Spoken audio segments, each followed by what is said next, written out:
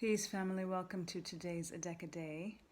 We're going to be working with the Gateway Oracle today and three mirrors, three pyramids, and these have some charms in them, some affirmation charms, some alignment charms for blessings and fortification, like fearless in this one with blue lace agate.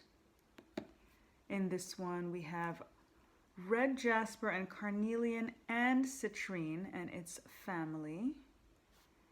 And in this one we've got red jasper with brave. So whichever one resonates with you, take a feel, pick a pile, pick a piece of orgonite.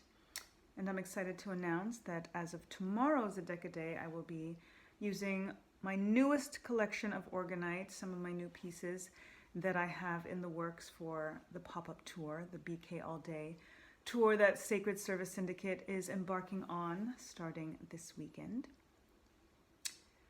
So, if you chose Fearless with Blue Lace Agate, your message today is rising above. I see only beauty and grace. We go through a lot. There's a lot going on. But this card, for those of you who chose this pile, is letting you know that no matter what it is, no matter what rock bottom you may feel, no matter how worried, stressed you may be, you are absolutely going to rise above it.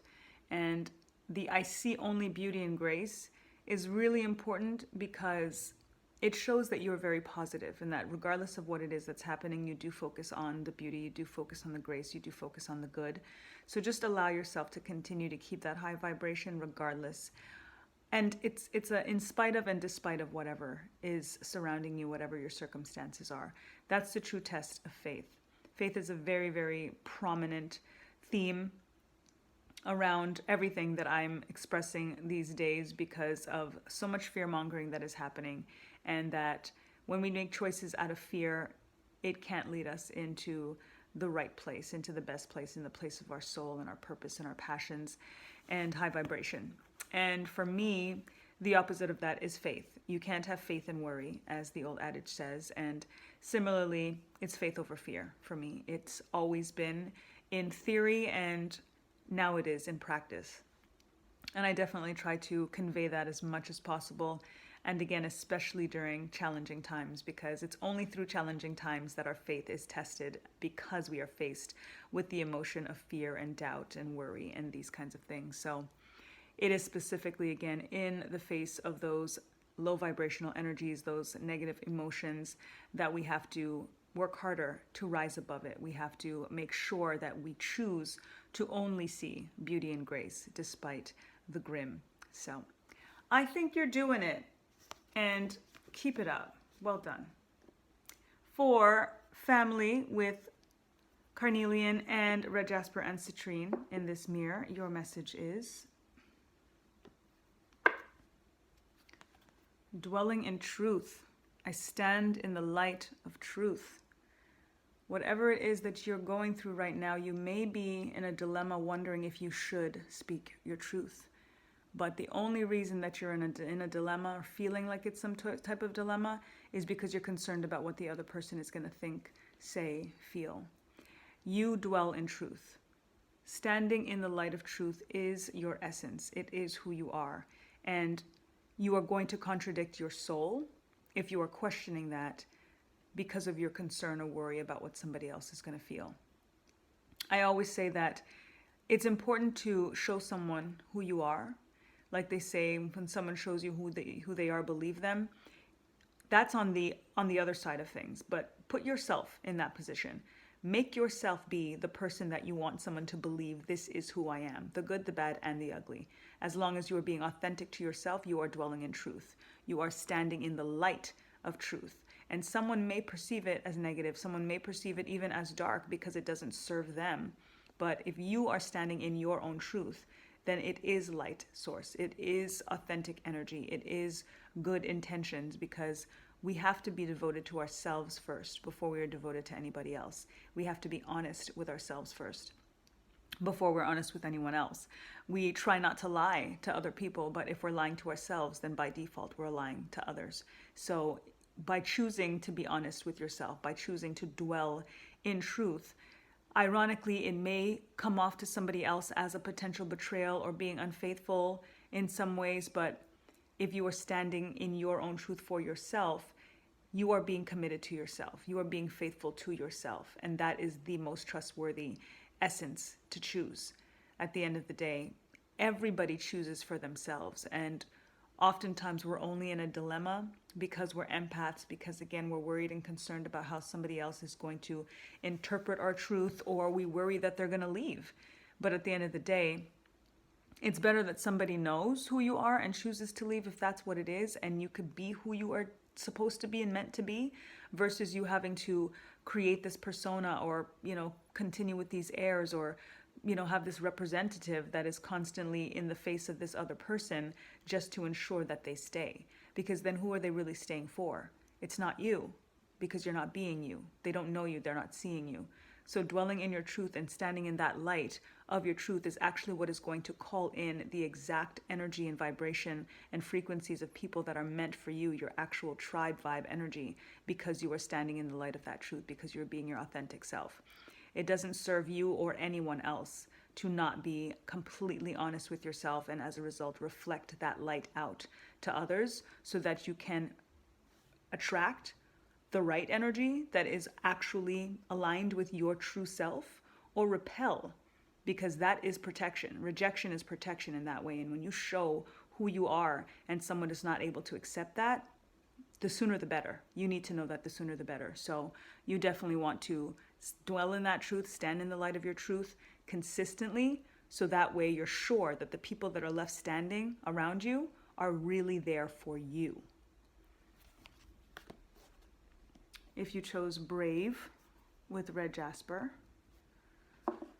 your message is manifesting dreams.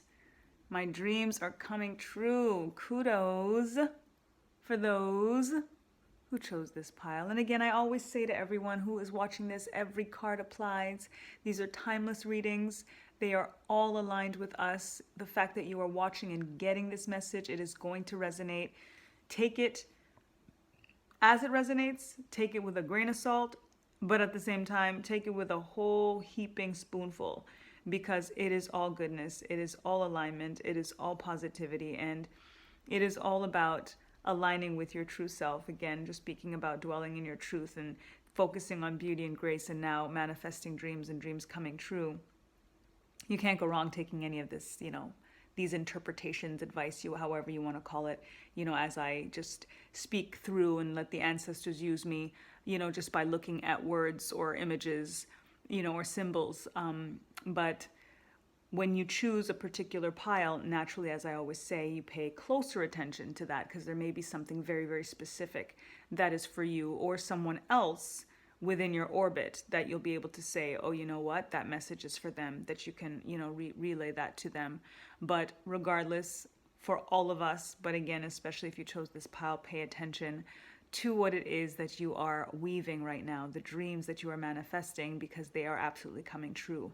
I will say that we have to remember that our power is so exponential that when we manifest dreams and when we think about dreams coming true and co-creating our reality and our destiny and fate and universe, manifesting dreams could be good and they could be bad. We have to remember that our dreams, just like nightmares versus good dreams, could be negative and could be positive. And we do have the power to manifest absolutely anything. It really is just about the kind of time and energy and effort that we put towards it. So just be extra mindful that the things that you're manifesting, the energy that you're putting out, it's that reap what you sow, that karma energy, that harvest season, that reaping season, that what it is that you actually want is what it is that you're putting out. That is what you're actually investing your energy in.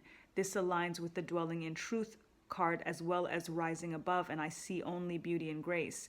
If you see only beauty and grace, then you are going to only get beauty and grace. Those are the dreams that are going to manifest. But if you see negativity and worry, that as well are going to be what manifests. That's going to be part of your dreams. It's going to be part of what does keep you up at night, literally be your daydreams and your night dreams. When you think about dwelling in truth, if you are lying to yourself and therefore lying to others, or lying to others and therefore lying to yourself, those are dreams as well that are being manifested. Those are the things that are coming true. This soul contract that you are making that is not true to who you are really meant to be.